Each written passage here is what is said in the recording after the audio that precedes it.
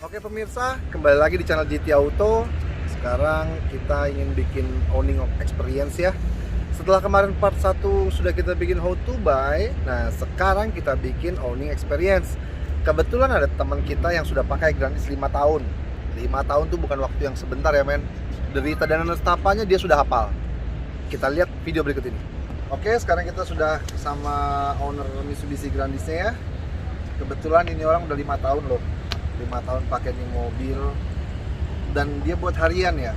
Rumah kantor, satu hari sekitar 70 kilo pulang pergi. Berarti kalau sebulan sekitar 2100 kilo ya. Kita denger aja langsung nih kenapa sih dia pilih Grandis.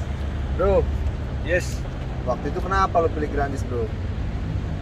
pilih Grandis karena gue sudah berkeluarga, udah mempunyai anak, masih kecil waktu itu anak pertama. Jadi kalau pergi tuh udah pasti bawa barang banyak. Jadi kan kita harus cari mobil yang luas dan nyaman. Dulu gue sempat kepikiran Odyssey, cuma sembari jalan tiba-tiba lihat Grandis, modelnya bagus, lucu. Kita coba pakai, tuh enak gitu loh ternyata, dan harganya masih relatif terjangkau lah. Emang waktu itu DP berapa? Waktu itu gue DP 14 juta, Bulanannya? 3.500.000, 3 tahun tuh ya. Berarti jatuhnya nih mobil harga sekitar 115-an deh. 115 juta kurang lebih waktu itu. Kan sebenarnya banyak pilihan lain ya bro. Ada Innova, ada Odyssey, Betul. mungkin ada Previa dengan harga segitu. Kenapa lo tetap pilih mobil odong-odong begini? Jadi gini, Odyssey terus terang budgetnya nggak masuk Oke. ke gue. Innova, gue udah pernah coba, ya so-so lah, biasa aja gitu, kayak Kijang pada umumnya.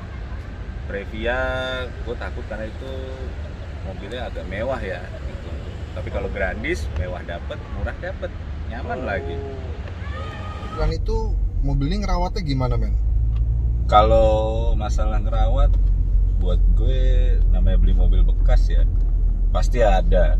Kecuali lu beli mobil baru. Tadi kalau kenapa gue nggak beli mobil baru dapatnya yang kecil, LCGC paling kan. Sementara kalau ini kita nggak kelihatan kayak orang baru bisa bawa mobil gitu. Terus kalau ngerawat ya buat gue relatif sih ya, mobil dipakai setiap hari buat cari duit, buat jadi kaki kita, setahun 10 sampai 15 juta lah.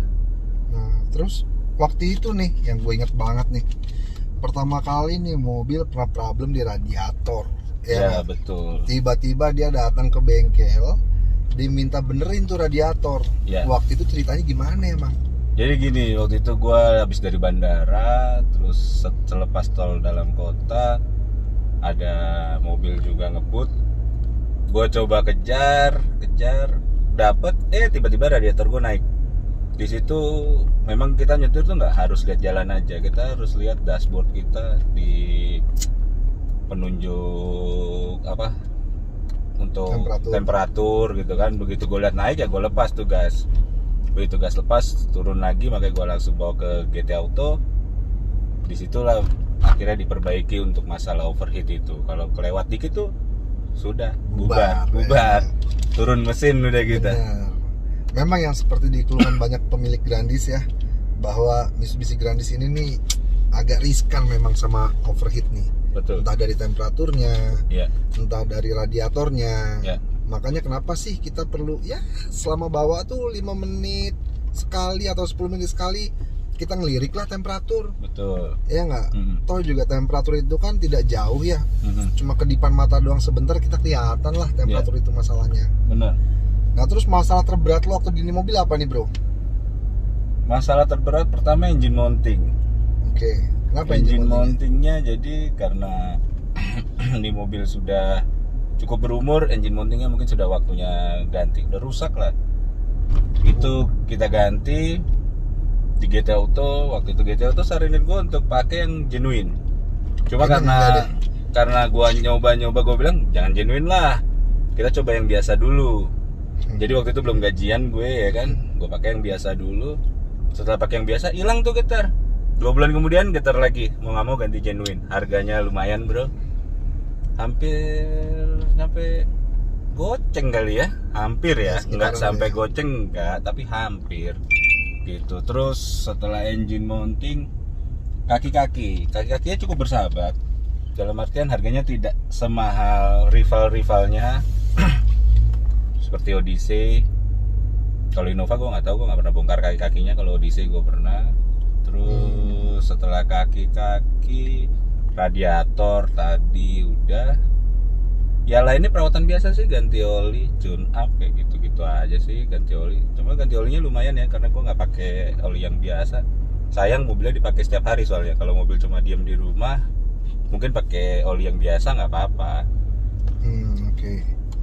Terus ya kita sih bisa maklumin ya, namanya mobil penggerak depan ya nggak. Mobil penggerak depan itu identik dengan kaki-kaki. Kenapa dibilang kaki-kaki? Karena dia untuk drive sama untuk handling itu di satu sisi yang sama, di roda depan. Itulah kenapa biasanya yang sering kena tuh paling as roda, ball joint gitu kan.